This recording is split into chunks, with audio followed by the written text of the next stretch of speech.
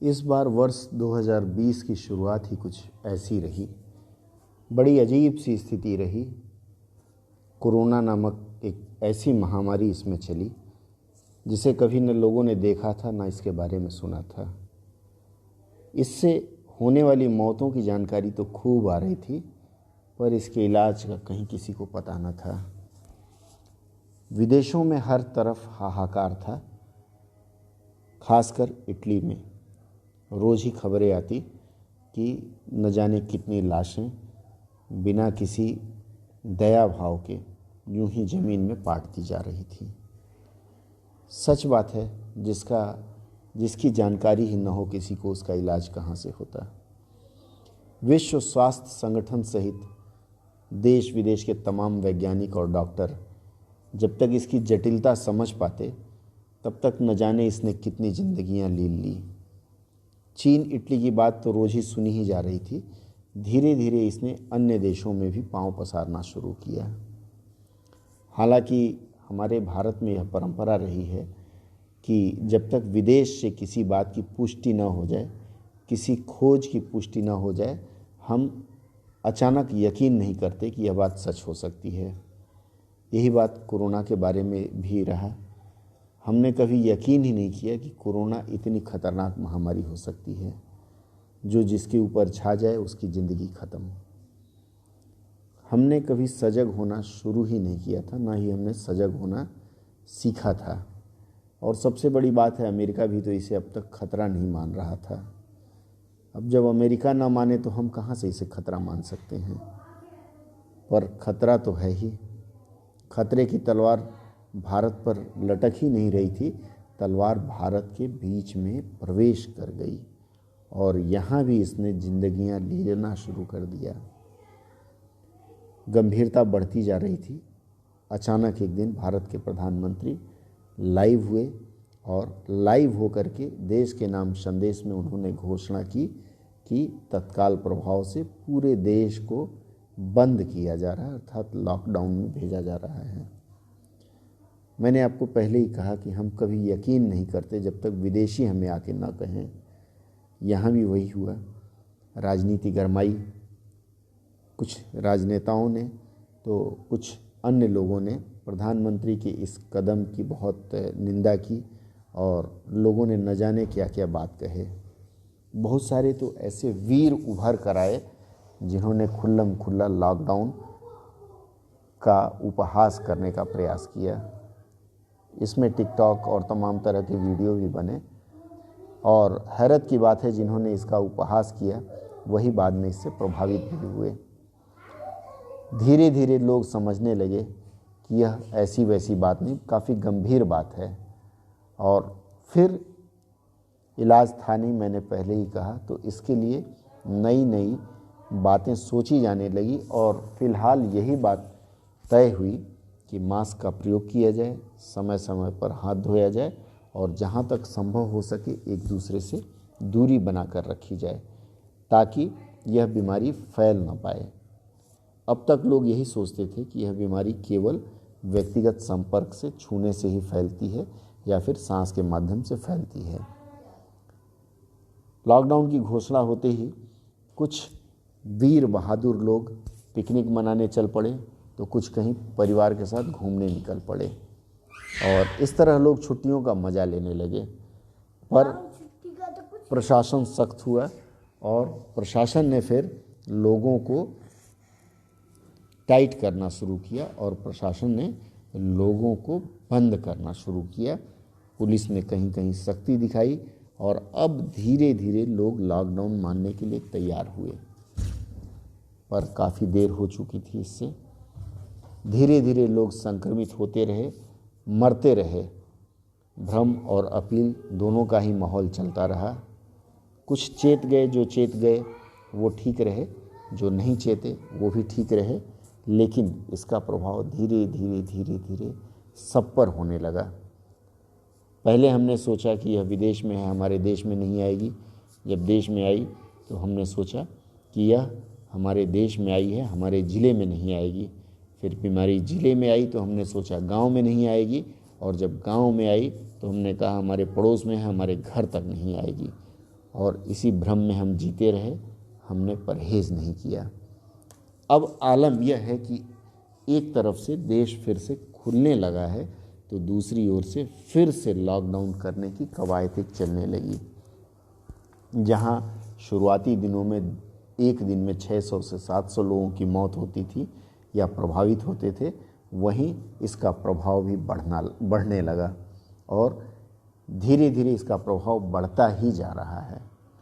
हालांकि लॉकडाउन का जो समय था उसका लोगों ने भरपूर उपयोग किया। कुछ लोगों ने अपने शरीर की ऊर्जा बढ़ाई, कुछ लोगों ने पाठशालाओं को ऑनलाइन लिया, वर्क फ्रॉम होम का कल्चर चला, तमाम तरह के परिवर्तन हुए, ज़िंदगी नए नए आयाम ढूंढने लगी।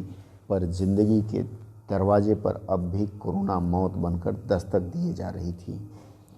यह दस्तक इतनी खतरनाक होती जा रही थी कि जिसने इस पर विश्वास नहीं किया और जिसने अपने जीवन को उच्छृंखल ढंग से जीने का प्रयास किया, इसने उनके घर के दरवाजे पर दस्तक दिया। चलो यह बात ठीक है, मौतें कम हुई, मौतों का आंकड़ा कम हुआ, लेकिन बीमार होने का आंकड़ा अब भी कम नहीं हुआ है। सबसे बड़ी बात, मास्क का प्रयोग हेलमेट के समान होने लगा। हेलमेट ज़रूरी है, यह सब जानते हैं, और जैसे ही किसी पुलिस वाले को देखते हैं लोग हेलमेट सिर पर रख लेते हैं, नहीं तो हेलमेट बाइक के कंधे पर ही झूलती रहती है। वही हाल लोगों ने कोरोना के बचाव में सहायक मास्क के साथ भी करना प्रारंभ किया। किसी ने मास्क को सिर पे ओढ़ा तो किसी ने अपनी दाढ़ी ढकने के लिए अपनी ठुड्डी से नीचे इसे लगाया। कोई अछूता नहीं है, चाहे पढ़ा लिखा हो, चाहे अनपढ़ हो, चाहे नेता, चाहे पत्रकार। आप हर दिन किसी न किसी को मास्क नाक के नीचे अथवा अपनी ठोड़ी पे या फिर अपने गर्दन में लगाए देखा होगा। किसी को या अधिकांश लोगों को आपने यही देखा होगा कि लोग ढंग से मास्क का प्रयोग नहीं करते। हमारे यहाँ तो अनुपालन का ही नियम चलता है। हमारे अग्रज अर्थात हमारे नेता, हमारे अभिनेता जैसा करेंगे हम वैसा ही करने का प्रयास करते हैं। और अधिकांशतः हम आए दिन देखते हैं कि टेलीविज़न पर मंडलियाँ सजी हुई हैं, नेताओं की कह लें, अभिनेताओं की, और मास्क का प्रयोग कोई नहीं कर रहा है। आम जनता भी उसी का प्रयोग कर रही है। लेकिन हमारी आम जनता अपने रोल मॉडल का अनुपालन कर रही, उनको फॉलो कर रही है, पर यह भूल जाती है कि हमारे जो रोल मॉडल हैं वो धन कुबेर हैं। उन्हें अगर छींक भी आ गई तो उनके घरों में अस्पताल सज जाता है। पर आम जनता यह भूल जाती है कि अगर उसे कभी कोई तकलीफ़ हो गई तो उसका इलाज कौन करेगा, किस अस्पताल के चौखट पर वह जाकर मत्था टेकेगा। अस्पतालों में सीटें भर रही हैं। कई अस्पताल इतने महंगे हैं जो आम व्यक्ति के जेब खर्च के बाहर हैं, अर्थात आम आदमी उन अस्पतालों में इलाज नहीं करा सकता, और अगर करवा लिया तो बिल देखकर उसको दिल का दौरा पड़ जाएगा। मित्रों, ऐसे में क्या लगता है, हम ये जो कोताही कर रहे हैं, किससे हम खुद को छुपा रहे हैं, किस फैशन में हम जा रहे हैं? क्या लगता है आपको? इस तरह से हम करें अगर, तो जिंदगी के दरवाजे पर मौत कब दस्तक देगी क्या पता चल पाएगा। हम भ्रम की दुनिया में अब भी जी रहे हैं मित्रों।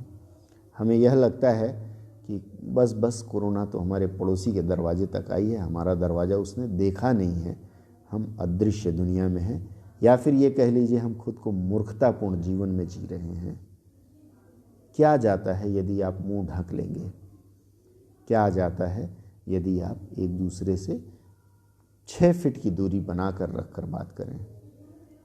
आपका क्या चला जाएगा जब आप किसी से संपर्क में आए तो हाथ धोएं? हाथ धोना तो स्वाभाविक बात है। अरे जब आप बात कर रहे हो, मास्क से मुंह ढका हो, तो क्या दिक्कत है अगर आपका चेहरा किसी को ना देखे? आप अपनी बात कह तो पा रहे हैं। आज भी गांव की स्त्रियां घूंघट में रहकर ही बात करती हैं, तो क्या उनकी बात नहीं सुनी जाती? मित्रों, यह ऐसा समय है जब अपने आप को बचाना है। यह पता नहीं कि अगला शिकार कौन होगा, अगली बारी किसकी होगी, कौन इसके दामन में जाएगा और कौन जिंदगी के दामन में जाएगा, कौन संक्रमित होगा, कौन बच कर आएगा, कौन अस्पताल जाएगा और वहाँ से सीधे कहाँ जाएगा? अब भी वक्त है मित्रों। मुझे लगता है यदि हम नहीं चेते तो फिर कोई सुधार नहीं सकता। अभी तक दबी जुबान में यह कहा जा रहा है विशेषज्ञों द्वारा कि सिर्फ व्यक्तिगत संपर्क से यह बीमारी फैलती है, पर विश्व स्वास्थ्य संगठन ने कहीं न कहीं यह कहने का प्रयास किया है कि इसके विषाणु हवा में तैर रहे हैं। और मित्रों, अभी तक लोग कह रहे हैं कम्युनिटी स्प्रेड, अर्थात समाज में सामुदायिक इसका प्रसार नहीं हो रहा है, पर मुझे तो लगता है कि सामुदायिक प्रसार के चौखट पर या दहलीज पर यह बीमारी खड़ी है और कभी भी घंटी बजा करके समुदाय के समुदाय नष्ट करने का प्रारंभ कर देगी। आइए, यदि अब भी अपने खुद की नहीं तो अपने परिवार के, अपने चहेतों के, अपने मिलने वालों के जीवन का हमें थोड़ा सा भी मोह हो, हम थोड़ा सा भी चाहते हैं कि हमारे जो अपने हैं वो जिएं, हम भले न जिएं, तो आज से प्रयास करें कि वो सारे प्रयास जो इस बीमारी से बचाने के लिए किए जा सकते हैं, मसलन चेहरा ढकना, हाथ ढकना, किसी संपर्क में आए तो हाथ धोना, यह प्रक्रिया हम आज से शुरू करें। नहीं तो वह दिन दूर नहीं जब शहर का शहर शमशान बन जाएगा और लाशें जलाने के लिए या दफन करने के लिए न कंधे उपलब्ध होंगे न ज़मीनें उपलब्ध होंगी। आइए सोचिए, मंथन करिए।